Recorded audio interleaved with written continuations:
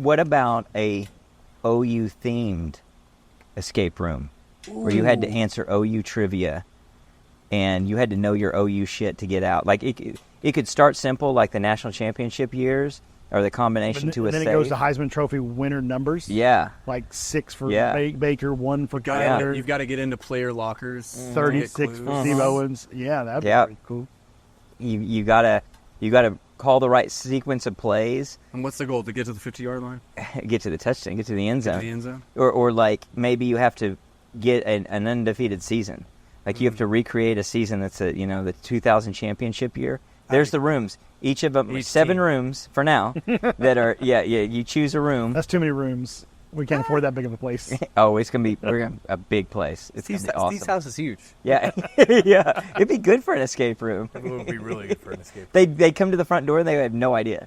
They think, oh, this is gonna be easy, and they just more and more as they go. The small staircase. Oh, I love it. Oh shit. I love it. These are good ideas. All right, let's do it.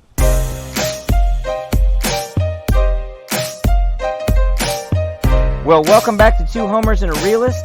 This is a pod that just means more, boys and girls. I'm Steve. Lucas. Connor.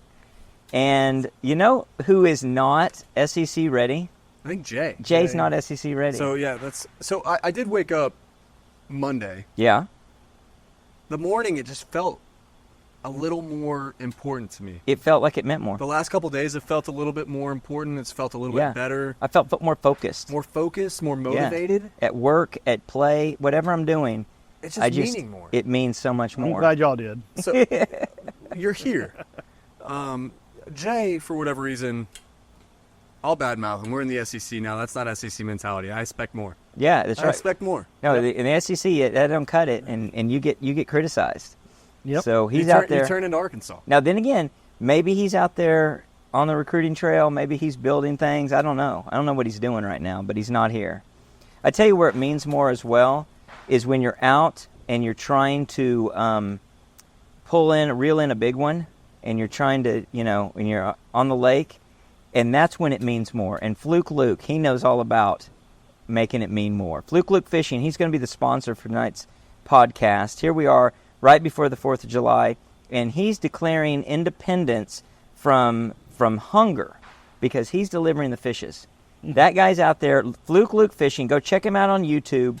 He brings you some feel-good fishing content, honest reviews of equipment and tackle. You should go, like, subscribe, and really get the lowdown because I've used him for advice recently. I needed help. We were going on a trip, and I said, all right, I'm not going to bring a full rod. I need one of these extension rods. I know that's kind of degenerate, but tell me the best one you can find.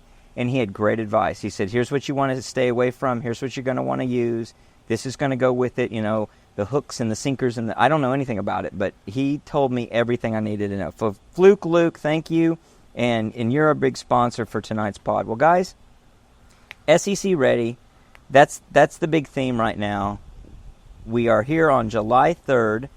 And it is, you might hear fireworks in the background. It's a celebration. It's a celebration. It's a week-long celebration. It started on Sunday night. We had a runner in the race. She got all the way to the 50-yard line. I don't know if she won it, but I'm gonna crown her a winner. I'm gonna anoint her. It just is pretty cool. We had the drone show. We had the fireworks. We had Feinbaum. He tried to be on the pod. He asked. At SEC Network. He wanted to be on the pod. I said, no, we're not really ready for that. He's a little flat. He's a little flat. He was entertaining other podcasters. That's true. A couple other ones, which I didn't appreciate. No, and I think that's more his speed. He's not up to our level yet. It's not. But it's cool. It really is a different atmosphere, and the excitement on it is just palpable. I don't know. The kickoff here, we are 2 months away from watching football. We're a month away from fall camp.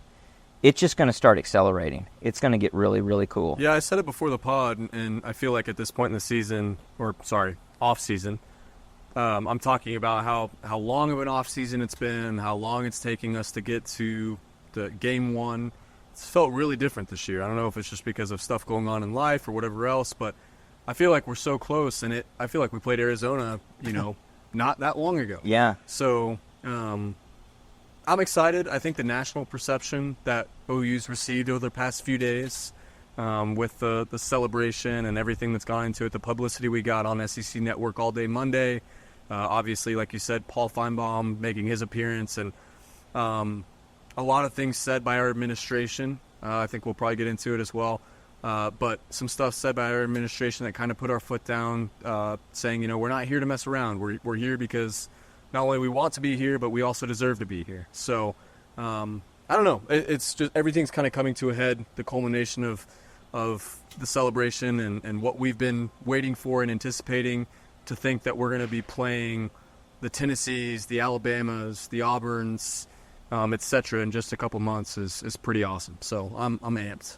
Seems like the coaching staff has done a great job for the 25 class already. I wish Jay was here to kind of give us a breakdown of all the commitments we've gotten, which they're just commitments. They're not signing yet. But it's like one after another, and they're like every 3 or 4 days. It seems like we've got another guy. We're committing. rolling. It's We a are horse star. rolling. Emmett Jones is.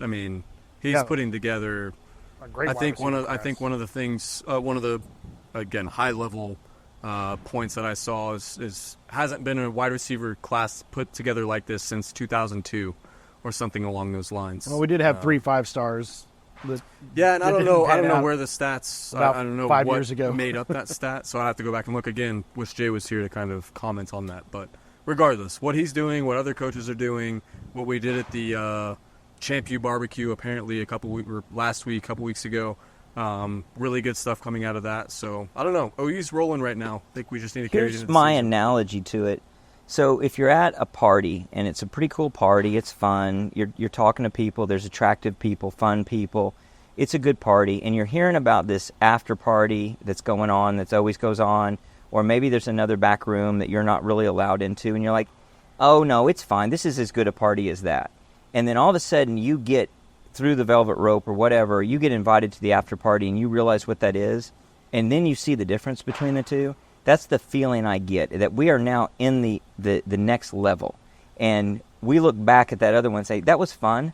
It doesn't compare to what this is. That's the feeling I get out of all of this. Yeah, it's the private speakeasy Yeah. that all the cool kids are at. We're getting bottle service with the most famous rappers now. Exactly. That's what I feel like.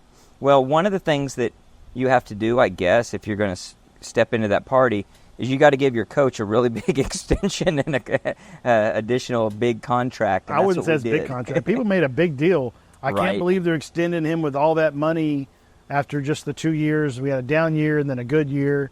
And what is OU thinking by doing this extension? Blah blah blah. When you actually look at the nuts and bolts, it was minuscule of a raise. Right. It was just that's a great point. A great context. It really is just 2 more years plus some money. Yeah, And not well in the grand scheme of things compared to other Right. universities. It really wasn't a big raise. Right. It was. It was something like $400,000 or something. It was- wasn't millions. Yeah, I don't know the comparative, but what it is now, it's $51.6 million over 6 years, which is $8.6 million per year. But I don't think it's equal, and there's some incentives built into that, and there's some tiers that he earns up to.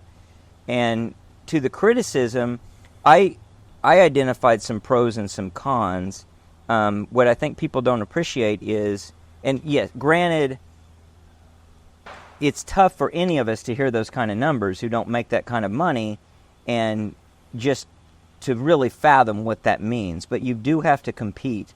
So from the con standpoint, you could say, well, one is the criticism everybody has is you had one very bad year on paper in terms of what the expectation for excellence is at OU. Now, I'm going to apologize for a lot of it to say he was dealt a really tough hand, and I think everyone who's a fair onlooker would say the expectation should have been really low, the cupboard was bare, etc. And then another year that was really good. I mean, a 10-3 year, just this close to playing in your conference I mean, we're championship. 10-2, and we get screwed at OSU. Yeah. Should have won. We Yeah. would have won that game.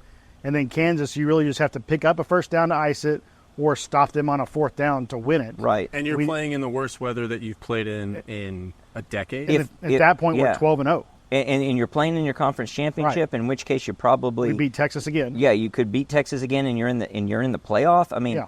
that was a tremendous increase from year 1 to year 2.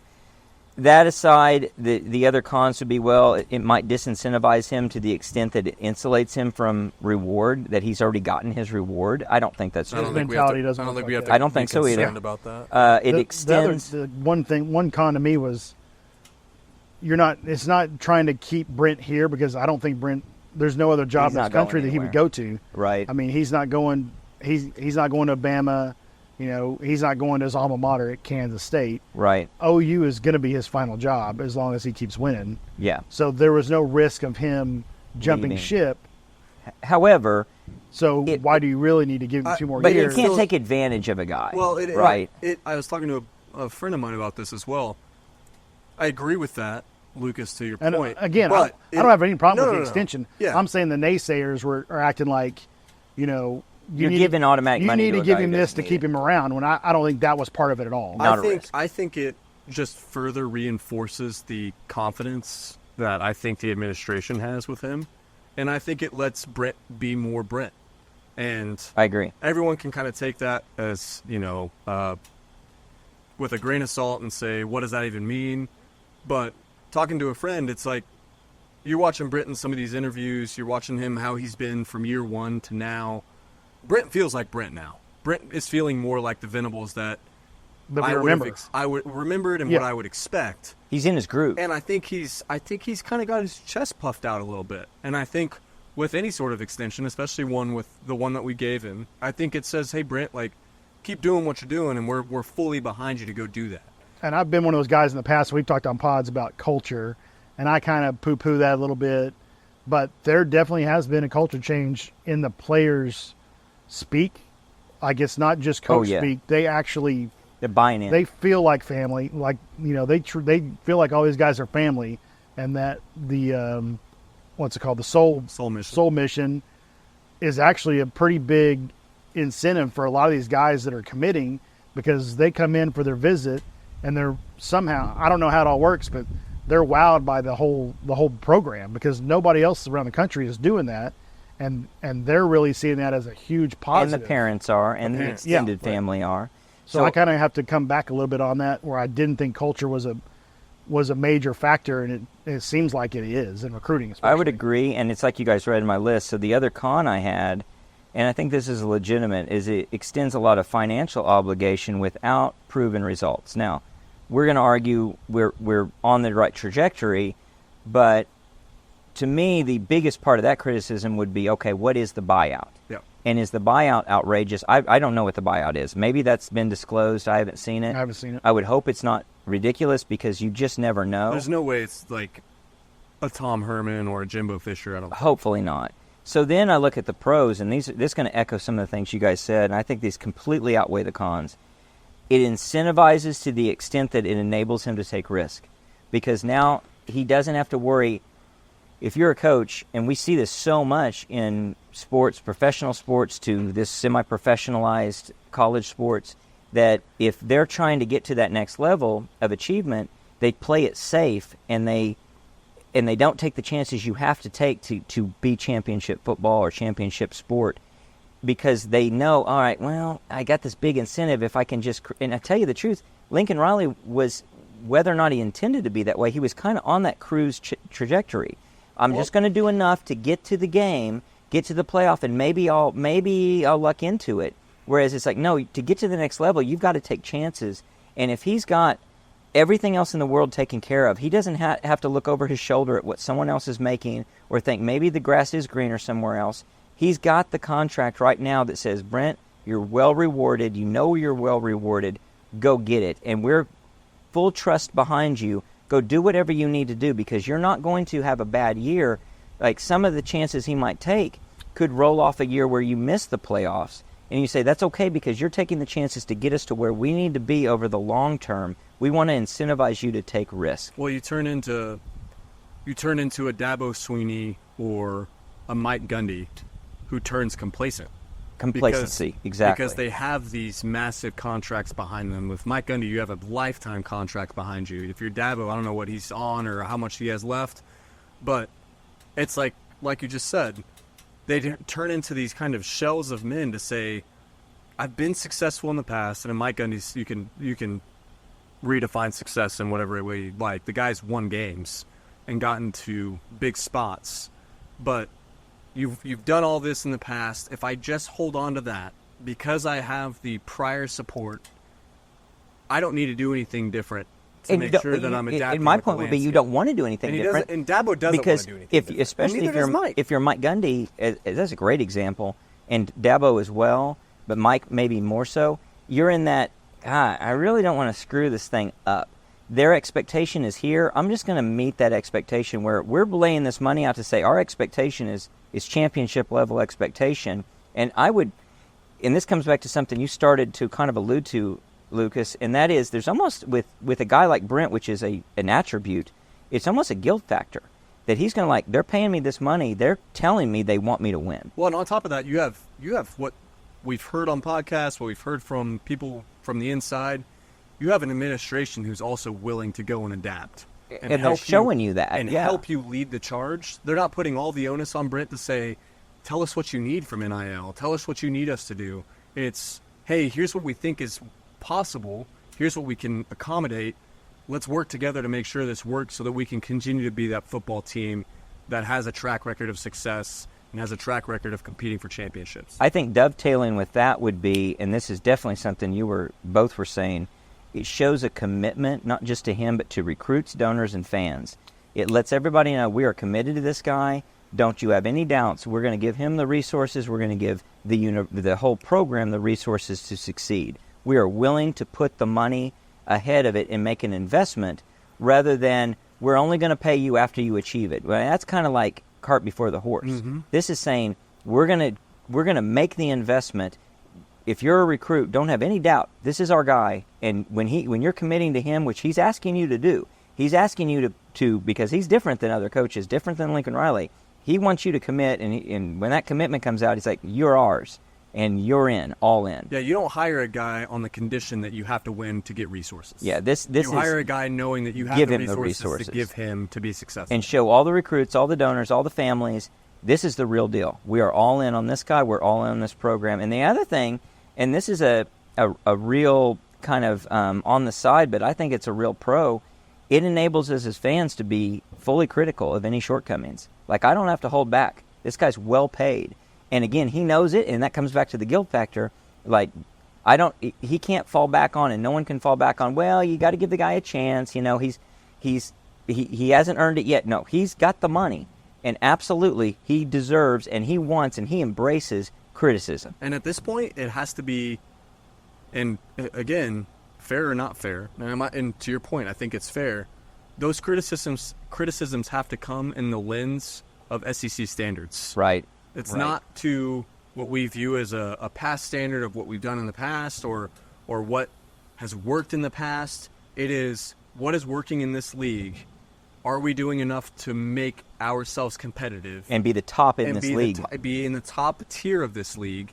And if not, like you said, criticism is valid from all points. If you wanted to be, if we tried to join this league and say we're just going to be another Mississippi, another South Carolina, pick a school that isn't always, no, we're not going to be in the middle. We're definitely not going to be at the bottom. Our expectation is the top. We're paying for the top. We're investing in the top. Everybody's on the same page. We are looking for the pinnacle. We're looking to compete with Georgia, Alabama, LSU, the very top schools. It's where Tennessee wants to be. The teams inside the SEC who have the wherewithal and have the devotion to be serious about it, we're one of those teams. Yep. And one of those programs. So I'm fine with it. I think that it makes a lot of sense. All that said, you got to win. Got to win. You got to win. You can't go 7-5 2 years in a row. You can't afford to. I mean, let's say, and I do think that's the floor for us this year, and I think that's a low floor. I think I agree. I think at worst it's 8-4. Well, Vegas has this at 7.5. I saw the ESPN, whatever their values are, the project. We were at 8.2 wins. Yeah. So I think it's easy money. And there's a lot of. I mean, it's nice to hear some national pundits, whether they're on small shows or big shows, and some of these have been on smaller shows. It's nice to hear some people with some logic come forward and say, I think the 7.5 to 8.2, whatever you just quoted, Great value. is a massive understatement of what this team is able to achieve. So I this think we're the season. sleeper of maybe the entire country. I Because absolutely think so. If just like we were sort of over our heels a little bit on where we were, over our skis, if you will, where we were under Lincoln Riley, now we've got a 7-5 season that was real disappointing. We have a 10-3 where we don't make the playoff. I think the expectations are artificially low for where we are. 6 and, and 7, right?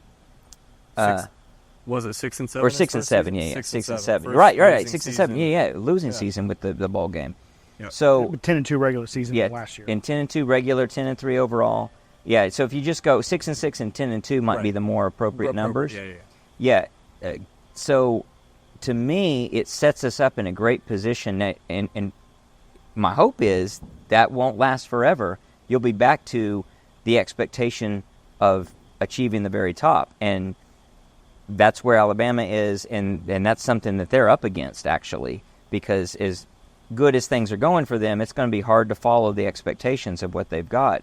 But that's where we need to be. But right now, in contrast to Texas, who everybody's just penciling in, or a lot of people are penciling in as if they're just going to be winners. I don't Texas see it. themselves penciling. They do have an easier schedule. They do. But also, It's this, Texas, this though. year we have 7 home games. So obviously Tennessee will be a tough game. Bama will be a tough game. But if you can win all your home games, that's 7 wins by Right themselves. there. So then all you have to do is get one victory between at Auburn, At LSU, at LSU, Mississippi. at Mississippi, or the Texas quote unquote neutral side. Uh-huh.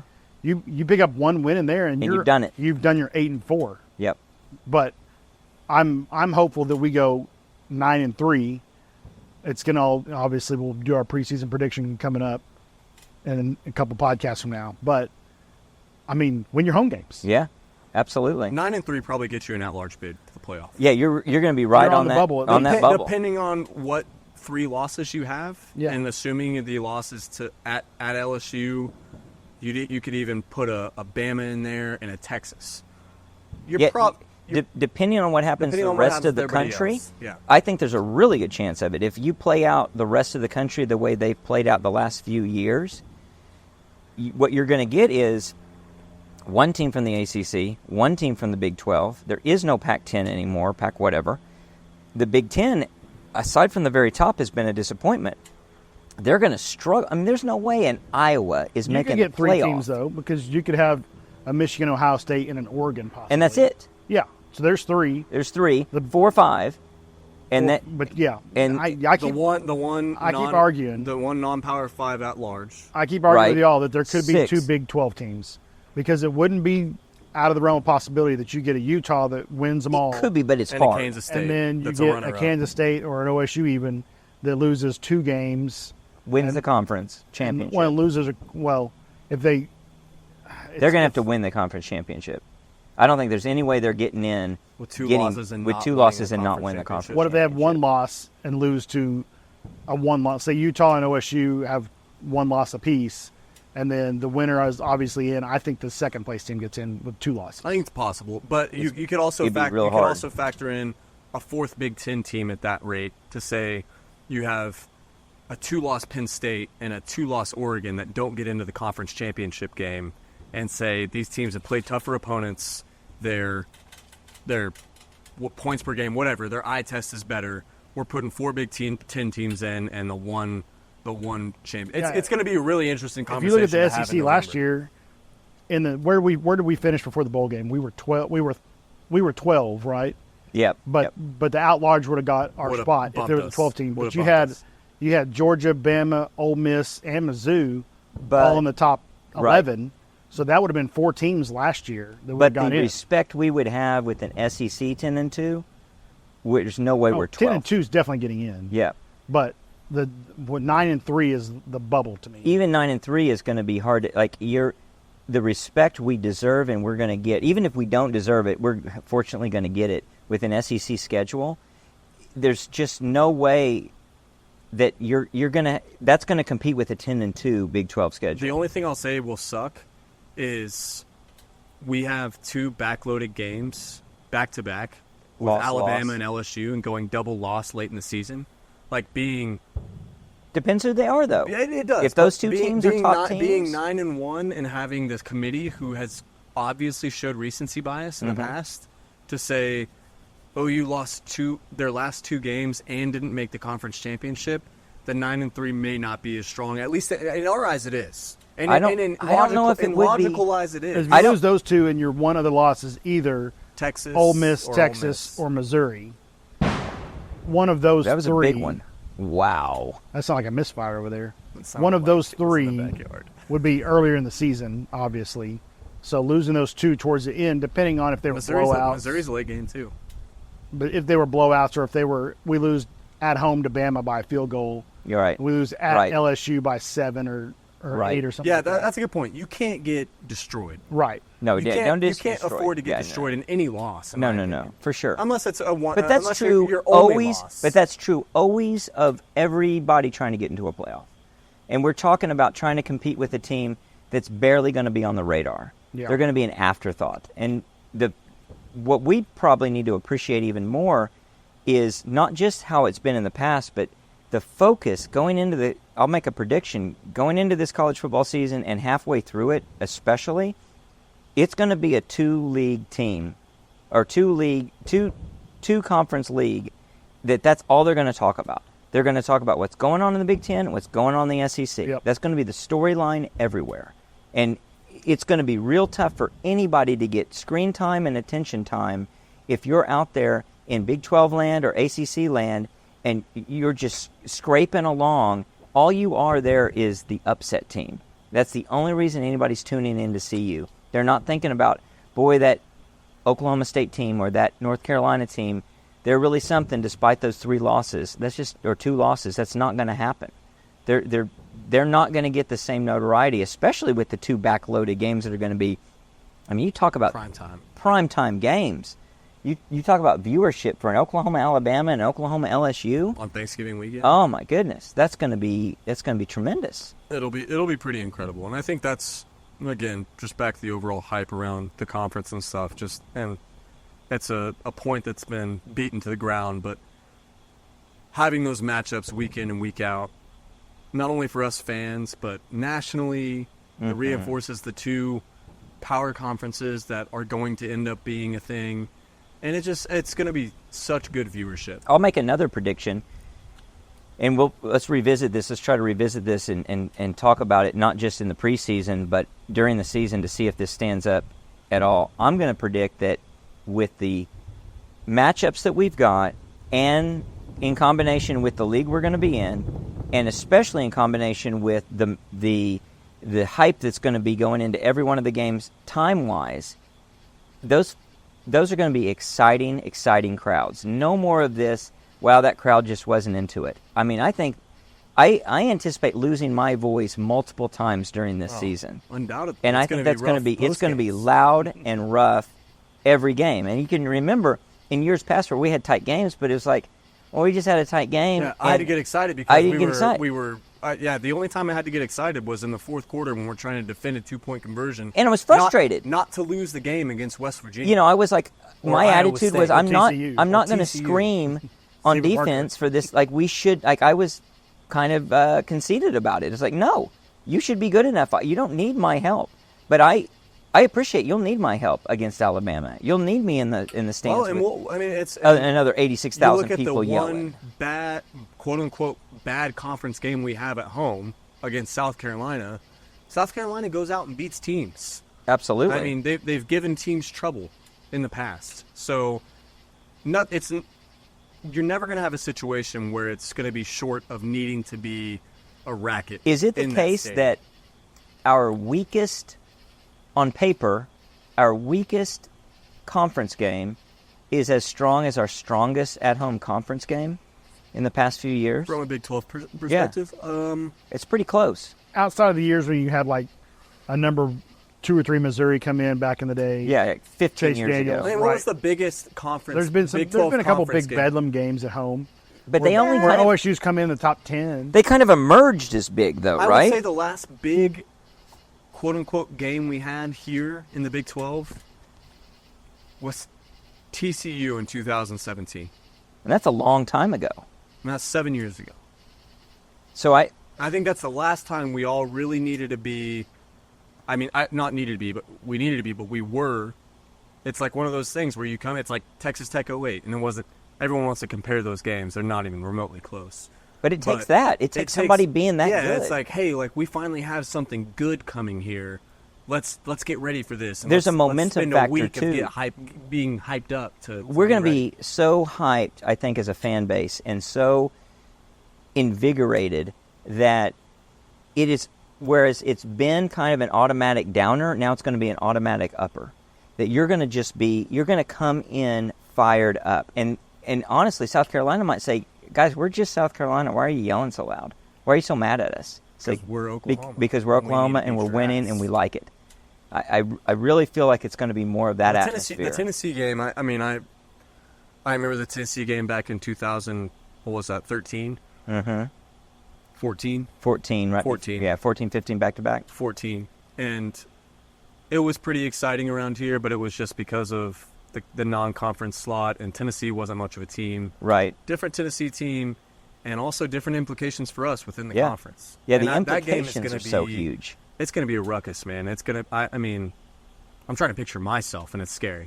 So, and being able to do that multiple times this year, I mean, it's not a home game, but the 2:30 Texas kick and everything that goes into that weekend, the Alabama game, regardless of what they end up being with this new head coach, and even just experiencing the road games. Yes. And the atmosphere around those fan Well, that's the other bases thing that's going to be host us. invigorating. Yeah. Because you go to these games, and we go to a lot of games. We went to a lot of Big 12 games, and it's just like, and that was partially so disappointing when you lose at Baylor and stuff. It's like, this is just not our level of football. Yeah, you lose at Kansas State with their freaking first down chance. Yeah, and stuff it's like just that. like, It's this man, is like- this is just less than. It is less than, and this is going to be a new level. This is going to be pretty exciting. It's going to be class. It's going to mean more. I'm pumped. Well, let me talk to you guys about something that I think is pretty interesting, because something that's going to mean more is what we're able to achieve going forward in terms of records and all kinds of stuff that will build interesting trivia for the future. But I've got some trivia. Real quick. Sorry, I know you have trivia. Uh-huh. I did want to get to one question Oh, that yeah. we asked on a poll. Oh, yeah. So we've talked about this with the team, with the coaching and everything. I think between the three of us, and I think even if Jay was here, he would agree, team and coaching staff is SEC ready. Are we Absolutely. not? Fan base. That was my yes. I was yes on Fan that. base, SEC ready. Yep. I was I'm still Almost there. not confused. I'm still a little doubtful on the fan base being ready. I don't know if a lot of the olds have an actual grasp on what this actually is going The to mean. different level of football. I also don't think it's going to take like for example, Steve and I sit around a bunch of olds, and I think there's a few of those that just think they're showing up to a football game on a Saturday, they cheer on the band, doesn't matter the score, they're gung-ho OU no matter what. I don't think they actually understand what the conference is. I also don't think it's going to take long for them to understand, with people like Steve, with people like me, people like you, Lucas, and your group that you go to games with. End zones. It's not going to, the end zone plebeians, as Mike would say. I don't think it's going to take long for people to kind of get on board with that. I think the fan base is close. To your point, I don't know if it's all the way there. But to the question at hand, is Norman SEC ready? no. No. No. No, And I was a think- hard no on that. I think no, we I were- was no, and I'm worried. And I think I'm concerned. I think the majority of our voters were also no on that. If I'm not, Look it up. I don't remember how Incorrect. that came, but I hope so, because I want that to be a big wake up call. I'm a little concerned about that. I think, thinking about what you said about the olds, I think there's two groups of olds. I think there's the olds, and we're almost in the olds. Oh. What? Well, I mean, from a maturity, intelligence standpoint, we remember and we know what it's about to win. When you got people that remember the glory days, they remember OU Texas, they remember OU Nebraska, they remember what that is like. The 80s. The 80s and the 70s. Yeah.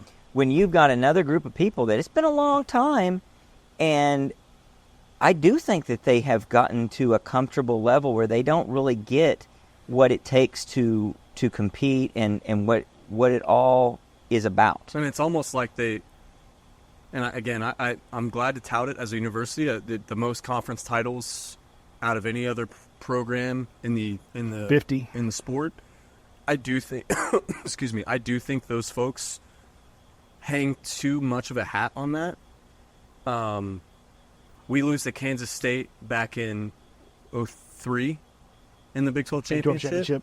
Doesn't matter an ounce to me if we have that Big 12 title trophy or not. I want the real thing. I want the crystal ball, right? So I do agree with that. But back to the poll answer. So we had 20% saying yes, OU or Norman is SEC ready. 30% saying no, but it will be, and 50% saying no, and it's concerning. So it seems to be of the majority that we're actually, I think we go against the majority a lot of the time. I think we're a little bit But we're with them now. hypercritical, and we are in that majority now, and I would agree. Steve, to your point, I think from a city perspective, it's very concerning. I don't even just loop the Main Street scene or anything else going on in Norman. I loop in Campus Corner to that. Uh-huh. I loop in the tailgating that could have been resolved 2 years ago, and for whatever reason or for whomever it's on, we've dragged our feet to a point to say our tailgating experience is going to be incomplete relative to what it's going to be 2 years from now. And Josie, I think, said that on a podcast. I mean, we're doing exciting things, and we have exciting things planned for the future. The future's now. Yeah. The future's this season. Yep. And that's what you should have been working for the second you agreed to move to the SEC, is what do we need to do to make sure that our campus and our area around the stadium is fully ready not only to embrace the OU fans, but for OU fans to embrace those other fans that are coming in Yeah. for an experience. And welcome them and accommodate them. Everything from hotel and Airbnb and VRBO or Verbo to the restaurants, to the parking, to just the whole atmosphere, everything. It's the accessibility of it all. It's gonna be a wake-up call, and I'm afraid for a learning curve that's going to set in versus us getting ahead of it. You talk about that investment that we were talking about earlier. There's investment that needs to happen, and some buy-in that needs to happen, and some acceptance of this is what it is, and this is a huge opportunity. And we're probably lucky we only have two quote-unquote big SEC teams coming in this season. It's not a season where you have three. But they're big. But they are big. It's Tennessee and it's Alabama. And we've talked about it before in this podcast. South Carolina, the team itself, does not deserve the fans that it has. Right. You're going to have South Carolina fans here in force, I would imagine, experiencing, or maybe better yet, not experiencing the things that they should or want to experience out of an away game in the SEC. Or that they're used to. Yeah. I mean, I went to Tennessee. It was light years different than what we have here. I went to Ohio State. Again, light years different tailgating scene than we have here. And I do think there has to be a level of organization to all of it. But I think OU is placing way too much of a framework around what tailgating should look like.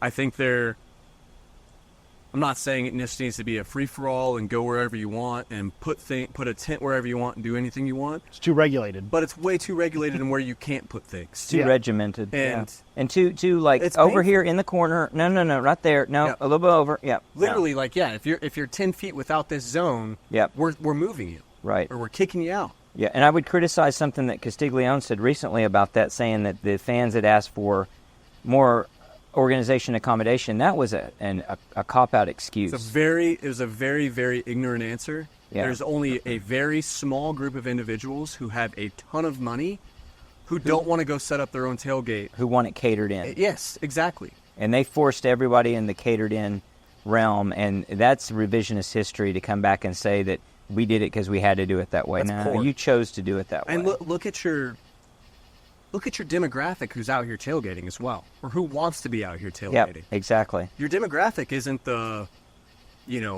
top 1% of OU fans who drives a Raptor, drives an Escalade, comes to the game and wants to roll into a tent that has food ready. Right. It's these guys who are they're driving their 2006 F-150, want to load everything to the back as much as they can, pack it in, pack their dish in, Tailgate grills. tailgate grills, Yeah. everything else, Yeah. hot dogs, burgers, all the quote-unquote, again, plebeian food, and want to go and actually experience it.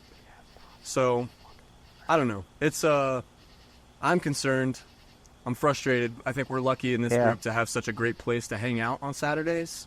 But for those people who just show up to Norman and expect to go find something, I still think it's going to be lacking. Yeah, I'm really worried about that too. And you look at those guys. You talk about the guy with the F-150, and what has to be appreciated, because there's two versions of that. One is the guy that's an OU fan, and one is the guy that's the opponent fan.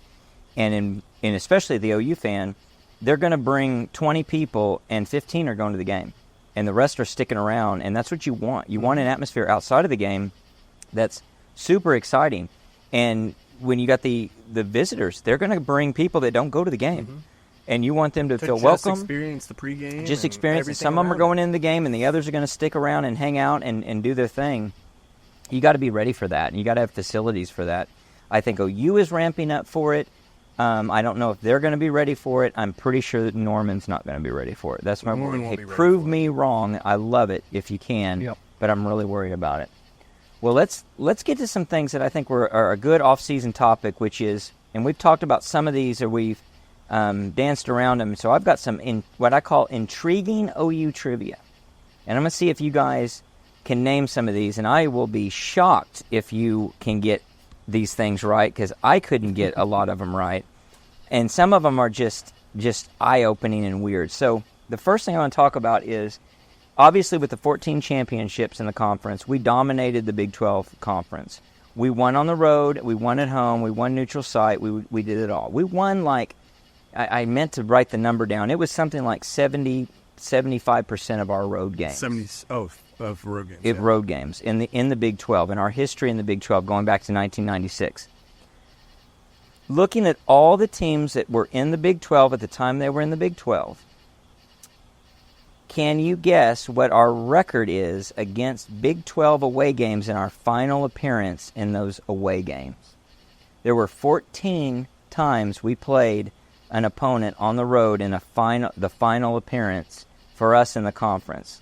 I'll give you the did not plays. We did not play Houston, UCF, or obviously Texas because of the neutral site. So those three are out. We have 14 games that we played that were final games. How many of those do you think we won? These are road games. Road games. Final road. So some of them go back a long way. So back in the day when Colorado and Nebraska and A&M were in there, I had to look back several years because the final game on the road against them came 3 years before they Right. left the conference. We may have to do some like Jeopardy music, so I need to take some inventory in my head real quick. Just give me a, like, you know, if You just want to know what our record out of 14 games is? out of 14 games, what do you think our record was? I'm going to say 6-8.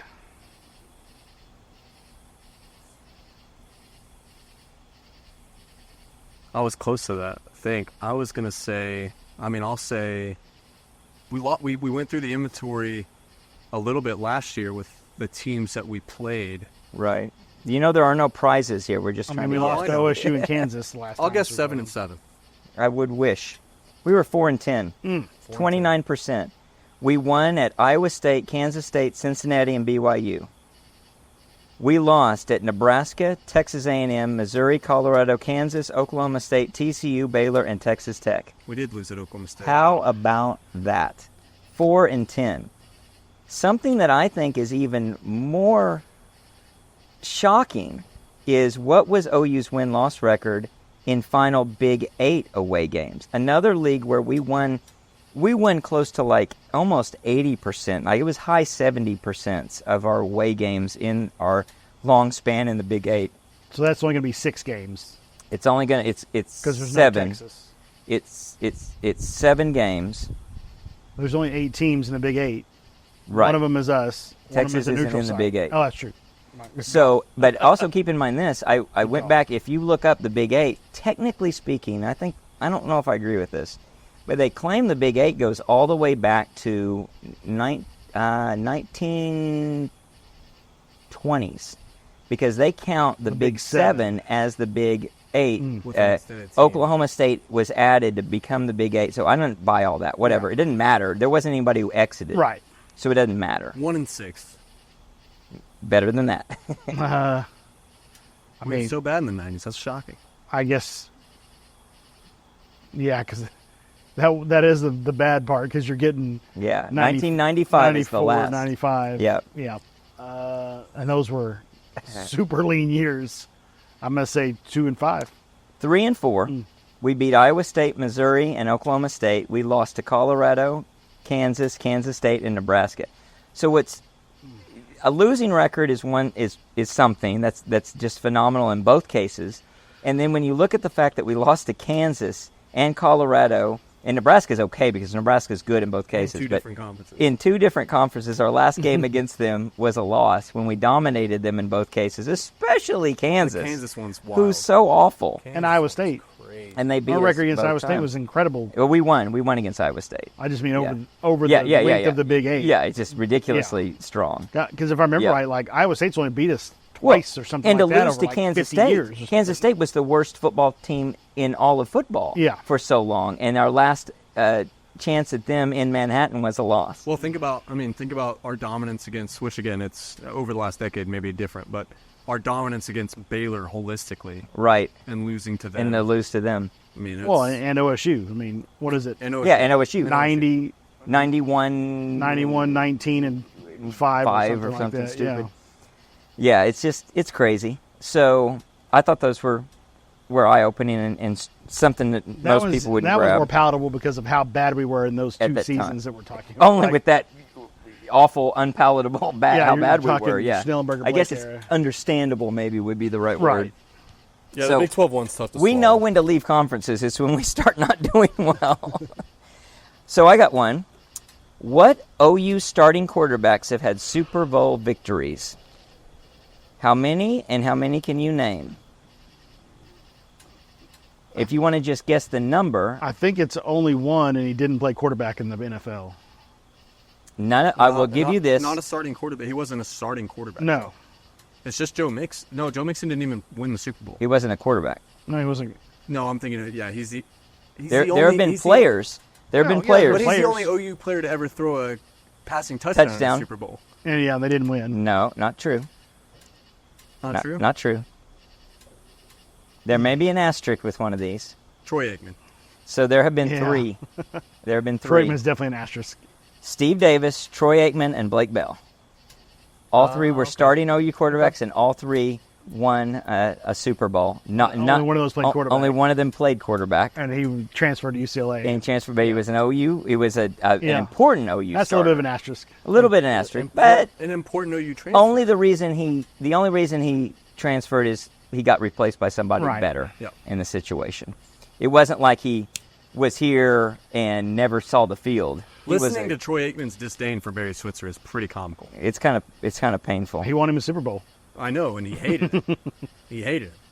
In the history of the AP poll, which started in 1936, how many times has OU been undefeated in a season and not been recognized by the AP as number 1? 2? I'm going to say 5. 4. 1938, we were 10-1. We were 1 in the bowl game. National championships were determined before the bowl game. We were 10-0, played Tennessee in our very first bowl and lost 0-17 in what was maybe the roughest bowl in the history of bowls. There were fights, there were arrests of players for fights. It was apparently really, really, really ugly. 1949, we were 11-0. 1954, we were 10-0. In 1973, we were undefeated at 10-0-1, having tied USC. So that's pretty good. Like, you can't imagine going undefeated and not winning the national title anymore, but it shows you how, in the early years, how football was different. Okay, this is one I 100% did not know. I couldn't answer this question. What OU player has had the longest NFL career measured by seasons in the league? Give me a time frame, or give me not a time frame of how many years he's played, but decades. Like what years? What time frame did he play in? Well, I don't want to tell you how many seasons, but I'll tell you that one of the seasons was in 2007.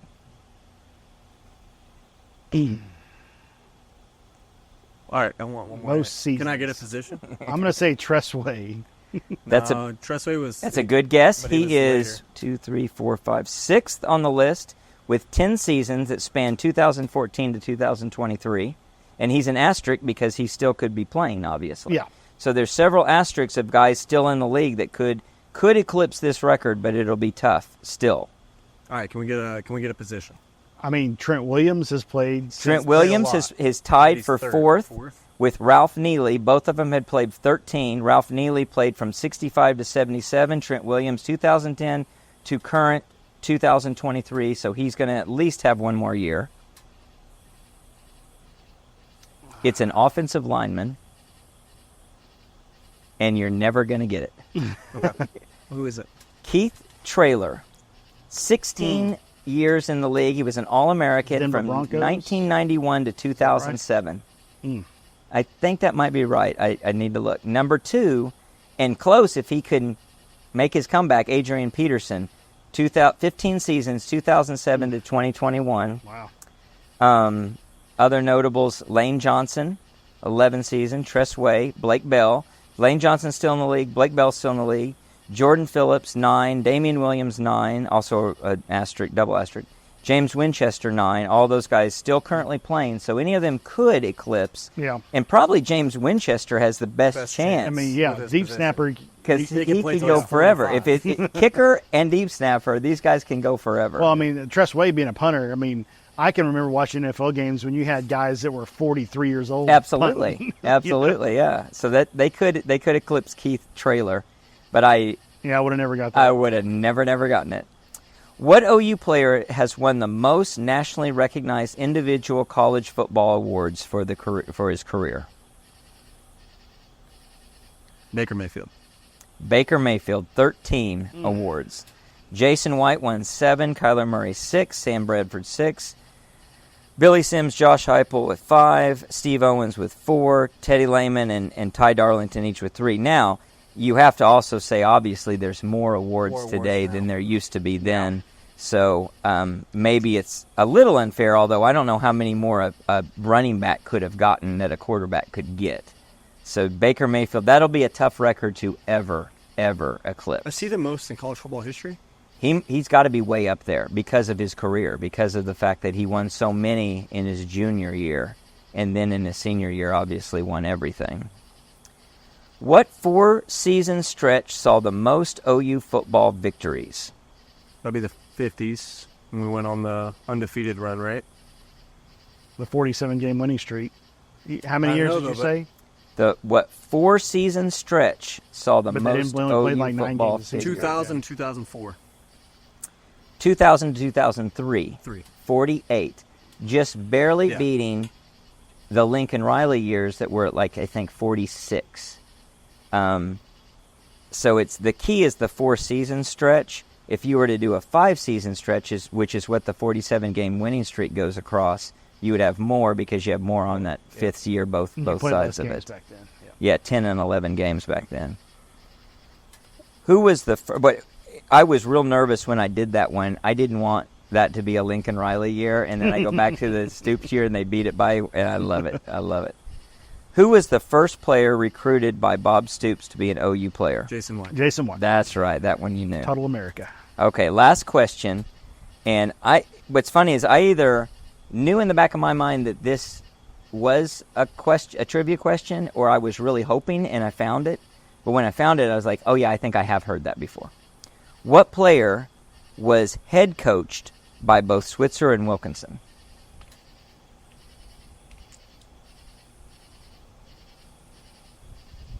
I don't even know how that'd be possible. Think about how it might be possible. It would have to be somebody that played for. Wilkinson and then goes to the military and comes back. That's a good theory, but that's not it. That's a good theory. I Well, like that. Nobody could have played for Wilkinson and played for Switzer or the Cowboys because that's too long of a time frame. Right. They played for Switzer as a college player and Wilkinson in the pros. We're talking about Bud Wilkinson. Bud Wilkinson. Yeah, no tricks here. Where did Bud Wilkinson coach NFL? He went to the Was it the Colts? the Patriots, didn't he? Patriots? Or the Arizona. He went to Arizona. Arizona had a team? Or the St. Louis St. Cardinals. Louis St. Louis Cardinals. Yeah, that makes sense. There's no shot.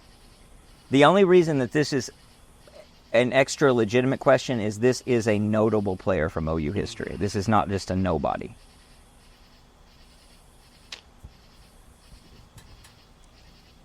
It's not one of the Selmans. No, that's a good guess, though. Because it'd be earlier than that. Not much earlier. Not earlier, actually. Not Later. earlier? Not earlier, later. Billy Sims went to the Lions. No, so that'd it's be not too him. late. No. I don't know. Thomas Lott. Thomas Lott. Yep, and legitimately played. There were 3 OU players that were coached by Wilkinson in the pros, but he's the only one that played for Switzer. The others had played for his as a head coach. They were there before him. So Interesting. I thought How those long were did kinda Wilkinson interesting. coach in the pros? Just a couple years. It Yeah, was it not a wasn't good. very many. It won like 1.5 years. It was not. It was not Not a. a good. He was in a tough. Were they the St. Louis Cardinals? Uh huh. Yeah, that's what I Yeah, thought. they were destined to fail. It was like an organization that was not serious about winning football games, no matter what, and they suffered for a long, long time. Did they call them the St. Louis Football Cardinals, like they call? And there was a Giants baseball team and Right. a football team in Right. New York. Yeah, They I called don't the New know. York Football Giants. They might have. Did they back call them then, the St. something. Louis Football Cardinals? Don't you know there were some fans that just hated that they were like I'm Especially when Cardinals all the especially when way. they play on the same day. Yeah.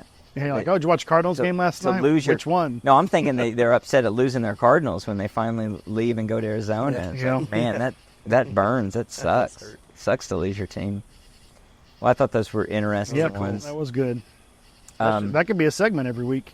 That'd be In good. every pod. That's good. It'd just be Three- like a three like a questions. 3-question trivia, The crazy which it would trivia. preclude you because you're going to be the one figuring looking it out. it up. I like it. Doing Unless- our escape room. Fest, There possibly you go. sponsored. There you go. This- Unless we decide where you bring 3 one time, I bring 3. We could do that. well, that's what we could do in conjunction with the prop bet of the week that we're going to do. Yeah. I like both of those. That might be fun. Well, so we've got special guests coming up in the month of July and probably in August. That's going to be really fun to get their perspective. We're going to try to find Jay, rescue him, and bring him back to the podcast. Hopefully he's all right. I hope he's good. Hope he's He recovering. might be in the brothels of Baton Rouge right now. Yeah, Just- he making embeds his himself. way. He goes so deep undercover to understand what's really going on, and he's going to Literally. get the. I'll tell you what I think's really happening. He's resting up for the college football game coming out.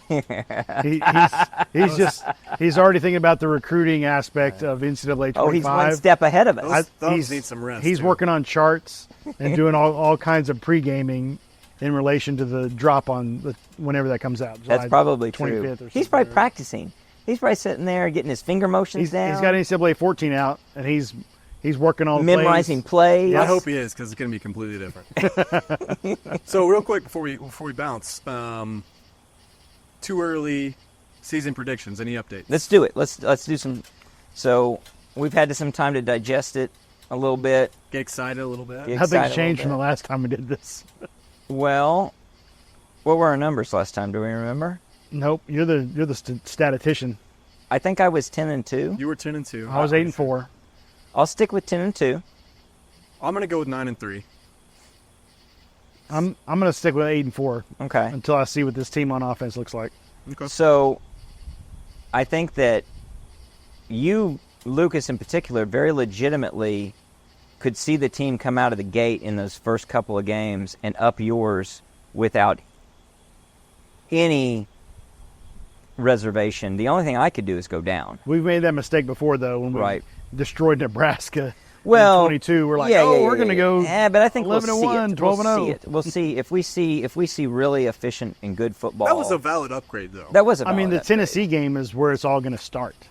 Yeah, but I think if we come out of the gate and you see us hitting on all cylinders, you'll easily say 9-3 or 10-2. I mean, because I'm still concerned to see what the offense. We don't know what the offense is going to look What like. the offense looks like. Not We just hope the it's offensive not gonna look line, anything like the but Jeff what Lebby it looks offense. like. Yes, exactly. And the execution to see crispness and to See what really Jackson feel like Arnold Jackson is. Arnold knows what he's doing. See what the pace of play is going to be on offense. That's All going to of be that. a huge factor for me. and the defense, we're expecting just to see a shutdown defense. Yes. So it's going to be really hard, check me on this, for me to up mine from 10-2 until the Tennessee game or after. Like, how could I legitimately up ours unless we see one of the other teams that I think is a threat falter. And I say, oh, well, Alabama is not the threat we thought they were going to be or whatever. Missouri's losing 2 Yeah, games. Missouri's not, yeah. So that could be the case. I'm still interested. I mean, to your point on offense, the running back still brings question marks. Still got to see what the game plan is there. I mean, that room is stacked. That room has bodies. Now it's a matter of, How do you use it? can DeMarco use it? Can he organize it? Can he have a guy? And can the offensive line block for them? Can they block for him? And to the line's point, or to the running back point, we need a guy. Yeah. Whether it's Sawchuk, whether it's Tatum, Or a real solid two. it won't be Tatum because It could be a 1-2 punch that we're real It confident. could be, in. and I think there's something to be said for Barnes sticking around. Yeah. And I think that 1-2 punch of him and Sawchuk, that experiment is maybe still in the works a little bit, or still in play a little bit. I think that there's a legitimate case for that, and with Tatum, you may have a closer. I mean, I don't know. I mean, what I want to see the most is offensive coordinating, because will Seth Luttrell be more fluid with deciding in the process of how the games are going what he's going to call, or will he be as stubborn as we were last 2 or 3 years with last 2 years with Levy, of never deviating from his game plan going in and not adjusting to what we're Well, seeing? if he is that, it needs to be a quick and swift. You're not the guy for us. Yeah. We need to move on to someone else. type He of needs to be mentality. able to roll with the punches and adjust based on how we're looking on offense and what the defense is doing, when I don't think Levy did that in the slightest. In this league, you can't afford to be stubborn. Nope, you can't. And again, I think giving Luttrell the benefit of the doubt and what I hope he is, it's even more of a reason for us to say thank you for Jeff Lebby taking the Mississippi State job. Yeah, thanks, Because Zach Selman. Yeah. I don't We appreciate think, it. Yeah, I don't Yeah. think. I think it would have been a really, really tough uphill battle with him figuring stuff out in this league. And to that point, it's going to be a really and tough he's in this uphill- league. It's going to be a really tough uphill battle for Mississippi State in this league. Yeah. If he runs things the way that he ran things here. So I'm excited. One thing I will say, again, sorry, I know we're going a little long, but No. we've got a whole new position group that we should be able to utilize in the tight end position from a Right. playmaking ability, I think. Well, I was going to say something I don't about know. that. Yeah. So- I think that both with that and the receiving core, I think you're looking at that group, and just like the running back, you want to see them using receivers the right way. And some of that is, I know they're going to come out playing vanilla, especially against Temple, but you want to see them you want to see Jackson Arnold seeing the whole field, play calls that are throwing to guys that are open, and any adjustments that need to be made should be adjustments that bring instant success, especially in the first game. Yep. You want to see those guys getting the ball and knowing. You don't want to see forced throws or relying on forced throws. You don't want to see him going to a guy that obviously he feels comfortable with because he's kind of scared. Yep. Like, you want to see him check down, find the guy, boom, success. I think what you want on the receiving, the passing game, is something that looks like a Lincoln Riley result in terms of success. A lot of success. We just look like we can do it at will. Yep. And it's going to open up and be more and more. You can't see drops. You can't see any flubs. You can't see anybody who you want to see connections on a deep ball that just is a pure connection. And you remember back to those days when, definitely with Baker and with Kyler, but even with Hurts and anyone else, they just found the deep ball. It was just go time. And you want to see that open up for them. Otherwise, you're underusing a really loaded skill set. Yeah, and I think kind of adjacent to that as well is like as much as I want to be able to see that part of the game open up, you're in a position now as well, especially within this league and what we think our defense is going to be with the quote-unquote powerhouse that we should be fielding. You look at the Georgias of the league and the Georgias of what they've done, even Michigan last year and winning a national title, those teams are taking what they can get as well. Right. Right? And in taking what you can get, you are going to open up deep balls and stuff like that where you need to hit where we haven't been hitting. But as much as we know Jackson Arnold has all these things in his skill set and in his toolbox, I think you need to use them wisely, right? It's, hey, we had this defense who should be going out and getting you stops. And if we just, like you just said, Steve, if we're hitting open receivers and we're doing the things that we should do just to gain yards, this should be a non-factor, right? We have enough weapons. And again, the big question mark coming back is it's offensive line. He's got to have the protection to do all these things. And they got to go get a 3rd and 1, Yeah. a 3rd and 2. I mean, like if you got a no 5-yard problem. slant route open, and you've got a hitch route that's not, but the slant route's going to get you 4 yards. And get you a Take second Take and it. 6. Yeah. Yeah. Instead of running a jet sweep that is probably going to get tackled for 1 yard loss or gain, as opposed to letting that receiver actually go out in the formation and get 4 or 5 yards, and maybe he makes a guy miss and gets 11 yards. Instead, you're all or nothing on a jet sweep that 97% of the time went less than 3 yards. Ultimate power move from Latrell, first play of the season will be running a jet sweep. Just to say, I don't care what anybody You will be able to says. hear me screaming from my new section of 20. You can look directly at me, and I will be double birding the. So what about a the fake upper a deck? fake jet sweep that he turns into a hitch. deep ball? Yeah. Yeah. That would be that golden. would be Sign nice. me up. That would be golden. nice. I don't know. I think it's a fun position to be in. It feels. I know we were really excited in Brent's first year because it felt like we had these pieces kind of put together prematurely, and it's going to work. Now we do have this foundation, and if all we're talking about going into the first game against Temple is, man, still hoping this line came together, and if that's it, I think year one in the SEC, you got to be taking that as a win, and you got to use those 3 games before Tennessee to figure out who on that line is your guy, and figure out that core as opposed to figuring out against Texas. Everything else should just kind of work itself out because you have talent. Well, you also want to see the defense do what we expect the them to defense to do. do, Yeah. which is excellence. Yep. We expect a dominant defensive Who performance. knows their assignments. Like it's just too easy. not blowing coverages. Yep. We don't Well- have Key Lawrence having to rotate in at cornerback.